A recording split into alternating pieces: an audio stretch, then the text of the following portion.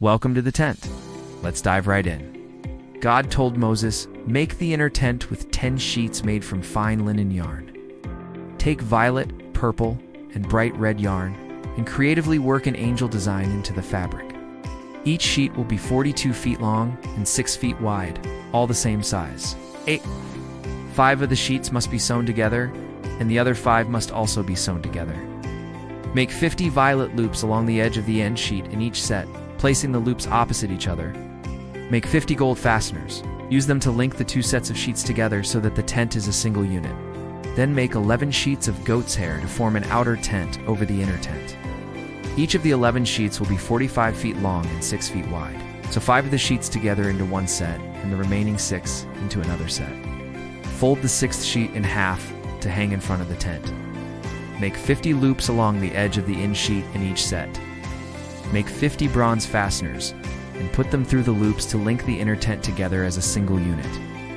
The remaining half sheet should hang over the back of the inner tent. There will be 18 inches left over on each side because of the length of the outer tent's sheets.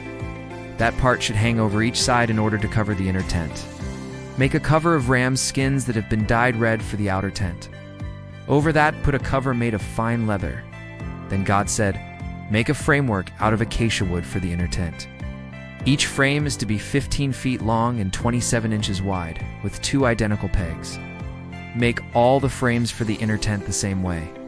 Make 20 frames for the south side of the inner tent. Then make 40 silver sockets at the bottom of the 20 frames, 2 sockets at the bottom of each frame for the 2 pegs. For the north side of the inner tent, make 20 frames and 40 silver sockets, 2 at the bottom of each frame. Make 6 frames for the far end of the west side. Make 2 frames for each of the corners at the far end of the inner tent. These will be held together at the bottom and held tightly at the top by a single ring. Both corner frames will be made this way. There will be 8 frames with 16 silver sockets, 2 at the bottom of each frame. Make crossbars out of acacia wood. 5 for the frames on one side of the inner tent, 5 for those on the other side, and 5 for the frames on the far end of the inner tent, the west side. The middle crossbar will run from one end to the other, halfway up the frames. Cover the frames with gold, make gold rings to hold the crossbars, and cover the crossbars with gold. Set up the inner tent according to the plans you were shown on the mountain. Key teachings. God is precise in worship. Every detail of the tabernacle mattered, showing that true worship follows God's exact design. God's dwelling is holy. The veil symbolized separation between God and sinful humanity, reminding Israel of his holiness. The veil foreshadows Christ. In the New Testament, when Jesus died, the veil was torn, Matthew 27-51, showing open access to God through him. Unity in the curtains symbolizes the unity of God's people. The loops and clasps joining the curtains demonstrate how God's people are bound together in his dwelling. The coverings reveal God's protection.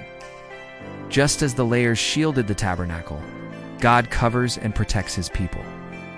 Gold, silver, and precious materials reflect God's glory. Worship requires our best because God deserves excellence. The portable design shows God's presence is with his people wherever they go, reminding Israel that his presence is not limited to one place. Thanks for watching. Subscribe for more.